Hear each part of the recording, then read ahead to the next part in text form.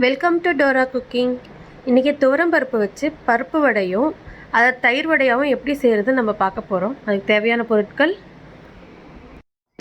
துவரம் பருப்பு ஒரு 1/4 கிலோ நல்லா 1 மணி நேரத்துக்கு முன்னாடியே ஊற வச்சு எடுத்து வச்சுருக்கேன். 10 வரமிளகா, 10 பல் பூண்டு, தேவையான அளவு உப்பு. நீங்கள் வரமிளகாக்கு பதிலாக பச்சை மிளகா கூட சேர்த்திக்கலாம். நான் இன்றைக்கி வரமிளகா தான் சேர்த்திக்க போகிறேன். 2 டேபிள் ஸ்பூன் சோம்பு. இதுக்கு நம்ம இப்போ மிக்ஸ் பண்ணுறதுக்கு நான் இன்றைக்கி 2 வெங்காயம் கட் பண்ணி வச்சுருக்கேன். அதோடய கருவேப்பிலை, கொத்தமல்லி எல்லாமே பொடியாக நறுக்கி வச்சுருக்கேன். நீங்கள் இந்த மாவை நீங்கள் மிக்சியில் அரைச்சாலும் சரி, கிரைண்டரில் அரைச்சாலும் சரி, ரொம்ப நைஸாக அரைக்க வேணாம். கொஞ்சம் திப்பியாக இருக்கிற மாதிரி அரைச்சி வச்சுக்கோங்க. அரைச்சதுக்கப்புறம் கூடவே வெங்காயம், கருவேப்பிலை, கொத்தமல்லி எல்லாம் போட்டு நல்லா மிக்ஸ் பண்ணி வச்சுக்கோங்க. மிக்ஸ் பண்ணதுக்கப்புறம் பொரிக்க ஆரம்பிச்சிடலாம். முன்னாடி நீங்கள் என்ன பண்ணுறீங்க அப்படின்னா, மாவை இந்த மாதிரி உருண்டையாக பிடிச்சி வச்சுக்கோங்க. ஏன்னா அப்போ தான் நம்ம எண்ணெய் காஞ்ச உடனே எடுத்து போடுறதுக்கு ஈஸியாக இருக்கும். நான் கடாயில் எண்ணெய் ஊற்றி எண்ணெய் காயிற வரைக்கும் நான் இந்த உருண்டையெல்லாம் பிடிச்சி வச்சுறேன். நீங்களும் இதே மாதிரி பண்ணிக்கோங்க. இந்த மாதிரி பிடிச்சி வச்சு போட ஆரம்பிச்சிங்க அப்படின்னா உங்களுக்கு டக்குன்னு எண்ணெயில் எடுத்து போடுறதுக்கு ஈஸியாக இருக்கும். அப்போதைக்கு நம்ம உருண்டை பிடிக்க தேவையில்லை. நல்லா உருண்டை பிடிச்சதுக்கப்புறம் எண்ணெய் காஞ்சிருச்சான்னு பார்க்கலாம். நான் எண்ணெய் காஞ்சிருச்சான்னு செக் பண்ணுறதுக்கு கொஞ்சமாக மாவு போட்டு பார்த்தேன். எண்ணெய் காஞ்சிருச்சு. இப்போ நான் லைட்டாக கையில் தண்ணி தொட்டு இந்த மாதிரி ஒரு தட்டி எண்ணெயில் போட போகிறேன். இந்த மாதிரி போட்டுக்கோங்க.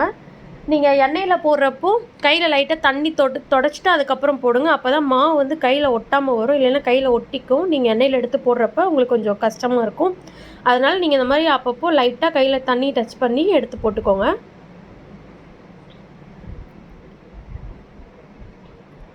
இந்த மாதிரி அப்பப்போ லைட்டாக தண்ணியில் வாஷ் பண்ணிவிட்டு மாவு எடுத்து இந்த மாதிரி தட்டினீங்க அப்படின்னா நீங்கள் எடுத்து போடுறதுக்கு ஈஸியாக இருக்கும்.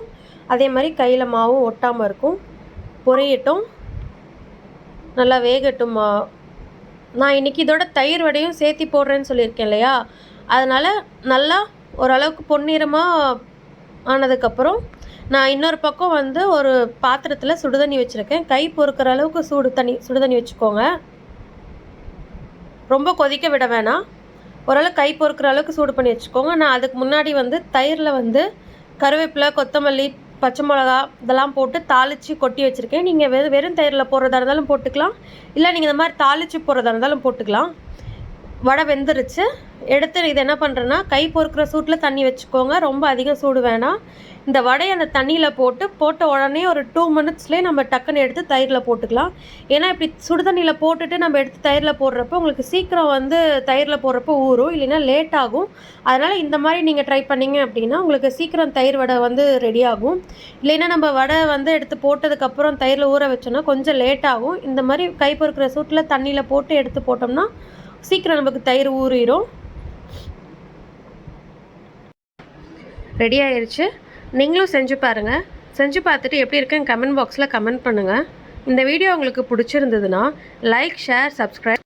என்னோட நோட்டிஃபிகேஷன் உடனுக்குடன் வர பெல் ஐக்கானை கிளிக் பண்ணிக்கோங்க. தேங்க்யூ.